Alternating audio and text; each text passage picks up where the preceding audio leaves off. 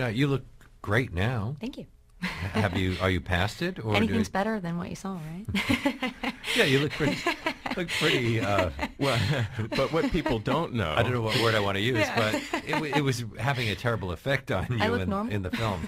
Yeah, and what people don't know, because we're speaking and people don't get to see, and they haven't seen the film, is that Mandy looked like she was on her deathbed. And I couldn't walk. I couldn't talk. I was in a wheelchair. So, yeah. And now you just wonder, what if she had accepted all those doctors' diagnoses and assumptions that it was all in her head, that she didn't have Lyme disease, that she shouldn't be treated for Lyme disease. It's hard to say with Mandy sitting right here next to me, but she might not be here today. I don't think I would have been.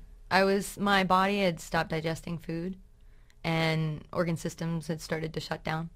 So I don't think that I would have been here. My personal opinion, just knowing everything that I've been through. And, there were a lot of doctors who wanted to know more about what was going on with me because they took a little more time than the general doctor's visit that you get today. And so they knew a little bit. They could see you were at death's door. Well, they knew a little bit about me. They saw that I was desperate to find answers. So I think that the one doctor who said that it was in my head, I think that it was because he didn't take the time, that he didn't know me. So what turned it around for you? Well, my family, they're pretty well-read, and my aunt had Lyme disease, and she had gotten it. And she said, Mandy, I think that you had Lyme. And my mom, being the smart mother that she is, had taken pictures back when I was 19, and I had the original bite pictures, and I had, the disseminated rash, everything. And I was taken around to physicians, and finally I called a doctor in California because that's how desperate I was. And the doctor in California had recommended Dr. Joseph Jemsek to me in North Carolina at the time.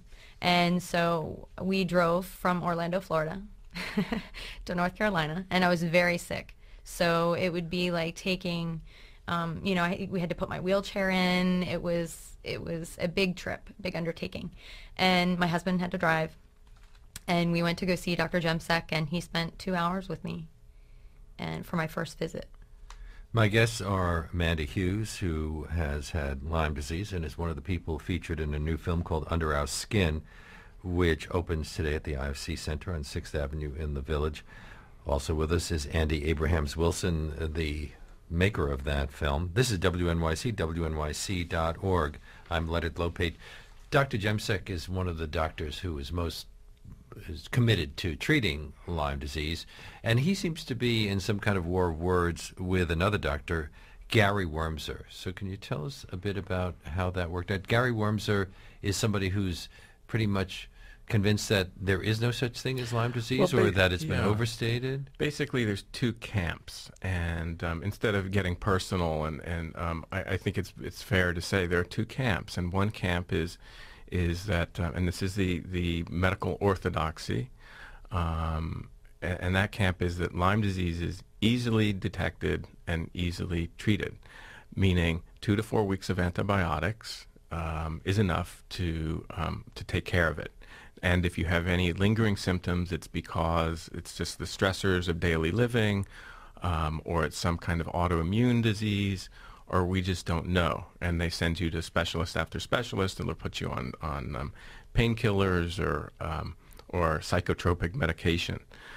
The other side says that no, Lyme disease is not so easy to diagnose or treat, and that sometimes it takes months or even years to treat, way beyond the standard 2 to 4 weeks of antibiotic therapy. Now, within that debate, there's a lot of important questions, and one of them is the overuse of antibiotics. And there is a mandate in the medical profession not to overuse antibiotics, and so they're afraid of antibiotic-resistant germs, and they say there's complications, but basically, what do you do when people are so sick? When people have cancer, they get chemotherapy and radiation. That could kill them sometimes, but we don't even think about it. We give them treatment that could save their lives. There's another factor here, isn't there, that there are guidelines for Lyme disease in the IDSA, and they suggested the kind of treatment you were given by Dr. Jemsek and that Dr. Jones also administers is overkill. Well, but I've had people tell me that they'll just, that they're given medication for life for acne.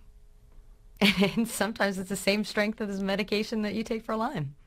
So, yes, that is correct. But based on how I was and how I am now, I believe in the treatment wholeheartedly. And then the Connecticut Attorney General, Richard Blumenthal, got involved in this. He investigated the IDSA? Yes, and as a matter of fact, he corroborated the research that we did in the film, meaning we did all the investigation and uncovered basically what he did as well, which is that there are significant conflicts of interest of the people on the IDSA Lyme Guidelines panel, and he's basically saying that that's corrupting their advice. Well, why would there be any kind of conflict of interest? Either you believe that there is this Lyme disease condition, or you don't. Well, but people who are on guidelines writing committees, and it's not just Lyme disease, there are other guidelines, medical guidelines, that they shouldn't have conflicts of interest. Now, if they do have conflicts of interest, then it puts everything that they're writing into question. How does it benefit them? And in this case, in the case of Lyme disease, we found significant conflicts of interest, that 11 out of 14 of the members stood to profit from their recommendations in some way, either by patents on the organism or co-infections, test kits, vaccines. So it is no small matter, and it's not limited to Lyme disease. But basically, Lyme, I personally don't think that Lyme is what they once said it was, and we need an unbiased group of people to be able to view that. Is part of the problem also that it doesn't always follow the same course? We got a comment from a listener, Christina in Harlem. She said that she got a deer tick bite and the bullseye rash when she was 14, and it was treated at the time, and it's never come back. That's great. Well, yes, and that's it. We don't want to scare people by saying if you have Lyme disease, you're going to get sick. The same thing that happened to Mandy is going to happen to you. The point of this is, well, it could, but and the point is, that's what I don't want. The point is, if you're treated, if you're diagnosed early and treated adequately early on, you're probably going to be fine. But what's happening is, as we've discussed before, doctors do not know how to diagnose it, and they don't know how to treat it. And in many cases, they don't even want to go near it because it's so controversial. Aren't some of the medications difficult to obtain? No, but I did have to take, malaria drugs and things like that because I have a version of malaria contracted by the same tick bite. But it's, it's not to scare people. I don't want anyone to have to go down this road because it is a long and lonely road to go down.